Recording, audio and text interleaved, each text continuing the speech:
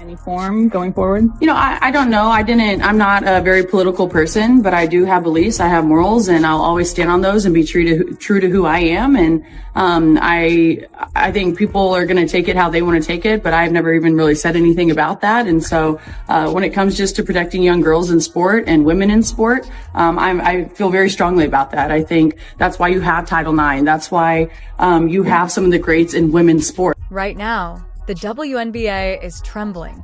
What recently transpired between the Connecticut and Indiana Fever. Sun was more than just a basketball match. .it was a complete bloodbath that culminated in the most gratifying, powerful dosage of immediate karma in the league's history. Brittney Griner recently inked a huge one-year deal with the Connecticut Sun in 2026, attempted to physically threaten her with her enormous girth, and harass Caitlin Clark on the court. She believed she could intimidate the young celebrity. She believed she could shatter the Fever. However, Griner made one disastrous, deadly error. She overlooked the ultimate enforcer of the Fever, Cunningham. Sophie Cunningham didn't simply intervene when Griner attempted to pursue Clark. Instead, she went completely crazy. We're talking about an incredible altercation in the locker room, a vicious camera expose after the game. And the Connecticut Sun was utterly shattered by an on-court humiliation. If you believed that the tension in, you haven't seen anything yet, but the WNBA used to be awful. From anybody with half a brain cell today. No doubt about it. Now, right here, double technicals for Sanaya Rivers and Caitlin Clark, who exchanged words after a Connecticut foul. That's 7 technicals for Caitlin Clark. One more, and she will be suspended. I hope they rescind this one because I thought it was complete bullshit. You see that score, 123-88. The Indiana Fever set a record for points in the first half of a game with 70 tonight. Wow. Yeah, and Caitlin Clark started this game fast. Take a seat, because Sophie Cunningham just demonstrated why no one touches the old guard after it was mercilessly exposed. Clark, Caitlin, we must examine the boiling point on the court in order to comprehend the enormity of this tabahi. The Connecticut Sun and the Fever were engaged in a fierce conflict. Caitlin Clark was carrying out her does the best, completely controlling the floor and draining threes from the logo, but the Sun was becoming frantic. Late in the third quarter, Brittney Griner, who was playing with her new Connecticut team, became enraged. Uniform gave Clark a flagrant, violent offensive foul. Connecticut Sun, 27 points, 11 assists in just 27 minutes. Indiana Fever beat the absolute dog crap, beat the brakes off the Connecticut Sun, 123-88. 70 points in the first half. This is what the Indiana Fever offense looks like when Stephanie White gets the hell out of Caitlin Clark's way. We got to get into it and break this game down. Caitlin Clark breaking records as always. Only the GOAT can do this. Only the GOAT can do this. Take a look at this here, courtesy of ESPN Insights. Another historic night for Caitlin Clark. Caitlin Clark became the first player in WNBA history to record. Griner was so angry that she attempted to get physical rather than accept responsibility. Tensions erupted. After exchanging insults, Griner violently entered Clark's personal space in an attempt to dominate her and totally break her concentration. An extremely contentious and perplexing decision. The referees slapped Caitlin Clark with 2 technical fouls. The momentum abruptly changed. The bench of the Connecticut Sun was screaming, believing that Clark's spirit had finally been crushed. Griner grinned, thinking about her old-fashioned intimidation.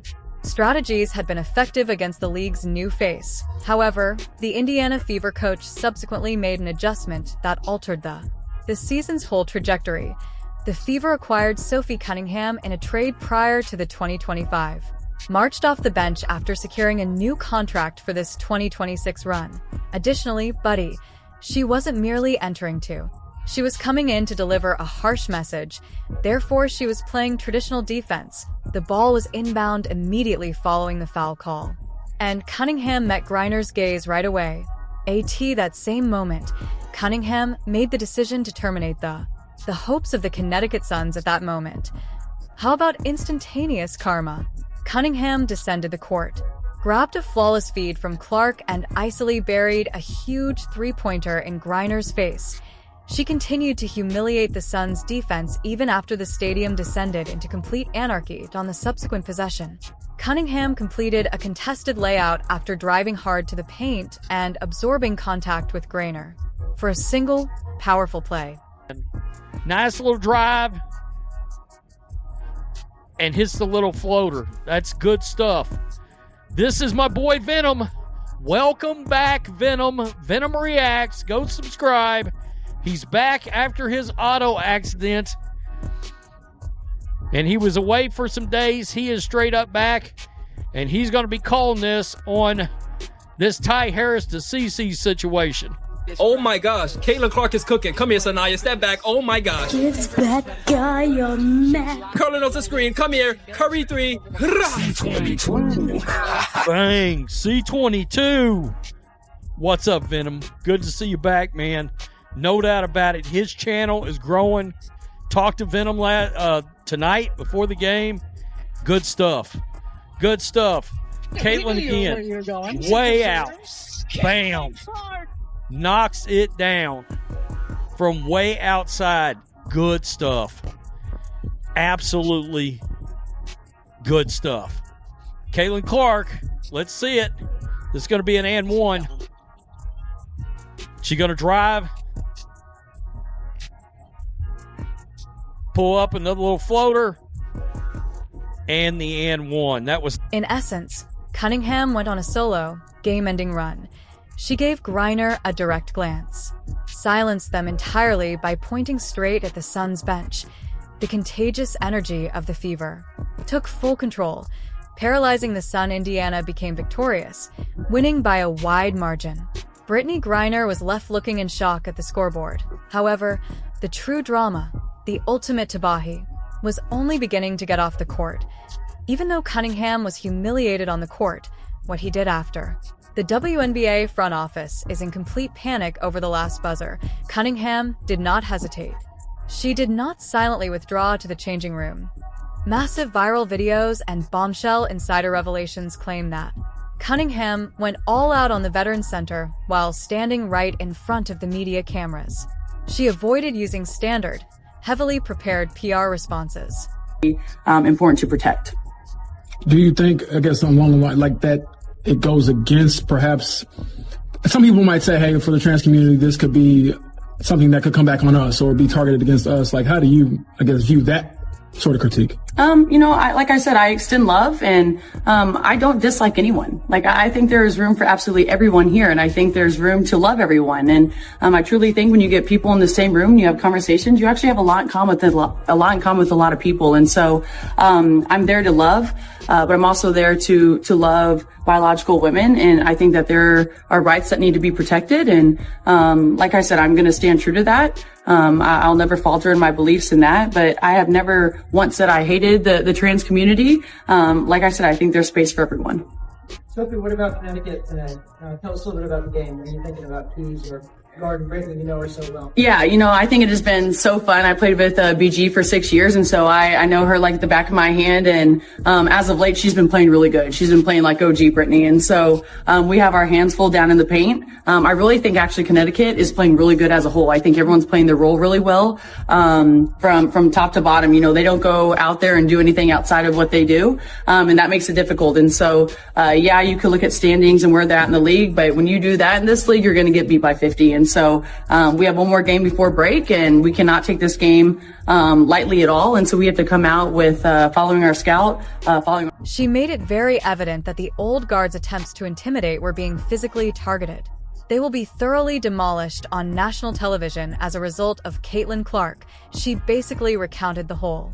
League, I will personally enter the court and humiliate your entire team if you attempt to attack our point guard. Franchise, this is completely driving the supporters crazy. Their untouchability has been demonstrated by the fever.